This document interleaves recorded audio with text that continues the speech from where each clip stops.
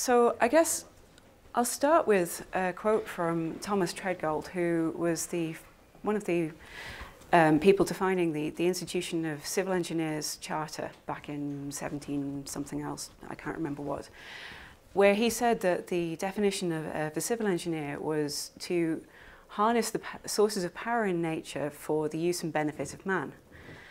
And I'm starting to think that that's where we're going wrong with resilience and risk. That the Victorians thought they could take everything, and particularly the British ones thought they could conquer the rest of the world and export all of their sports and their religion and their beliefs and food. And they haven't necessarily succeeded in all of that. but they thought that they could control the weather. And we still have that thing where we think we can control risk. And we think we can build our flood defences ever higher and ever better to keep the storm surge out. But resistance isn't always resilience. And so something that the questions we were asked was how do we integrate risk and resilience? And my take on this is that a way of integrating it is through graceful failure, which, apologies, I had never heard of graceful extensibility before. Sorry, David, but I'd heard of graceful failure through structural engineering, where graceful failure is a way of designing buildings in earthquake-prone zones so that the building will collapse in a way that loss of life is minimized. That you can hear when the building is going to collapse because it's timber frame, so you have warning, and there are safe places for people to stay. It's the basis of any modern iPhone or pretty much every technology. It's the redundancy that is there to allow it to continue. So if we start to look at this then from my perspective, I was a flood defense engineer and I did a lot of mitigation and risk work. So thinking of it from flooding, how do we then go about changing what we do to accept that failure is inevitable, that you can't define your risks, that we only have so many years of records, so we're pretty uncertain even without climate change. Our statistics are not great. So can we do something that means that when the failure occurs, it's actually in a way that we would like it to happen, that we preserve things and we can rebound as quickly as possible? And that gets us into that resilience cycle again, because engineering resilience is very much if you think about, I'll start with ecological resilience actually. If you start with ecological resilience, the way it's defined is 4 steps, sort of the development phase, which goes through to conservation, which then falls apart and reconfigures. And I would argue that engineering resilience very much stays in that top part of the loop and tries to stay in the conservative part. It doesn't want it doesn't accept that there is a system that we will go through that eventually will get back to the same place, but there's a loop that we have to go through. It wants to stay there because we like it. And it's relying on something else to keep us in that place. Whereas the ecological system will allow us to, something to come, the weeds to come in and colonize ground, to develop, to come together into a forest, for a forest fire to destroy it, and then for it to come back and rebound and start the process all over again. And the problem is when there's a disruption that sends us into a different loop. And so graceful failure kind of works on 2 levels here.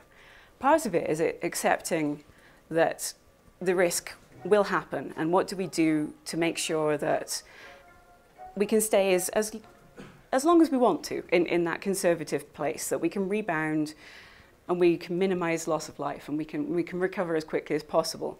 But then looking at it from a longer term systematic problems instead of just those instantaneous flood events, thinking about things like drought or human migration or something like that, what is the disruption then? How do we manage that disruption as gracefully as possible and accept that it is inevitable, and where do we go to? So I think graceful failure recognises that failure is inevitable, and it incorporates all of those different levels, and it incorporates the uncertainty into the design if you're talking about the engineering part. So it's your uncertainty of what the changes might be, it's the uncertainty of the risks. An example of that might be Boulder during the floods in 2013. And yeah, there was quite a lot of damage.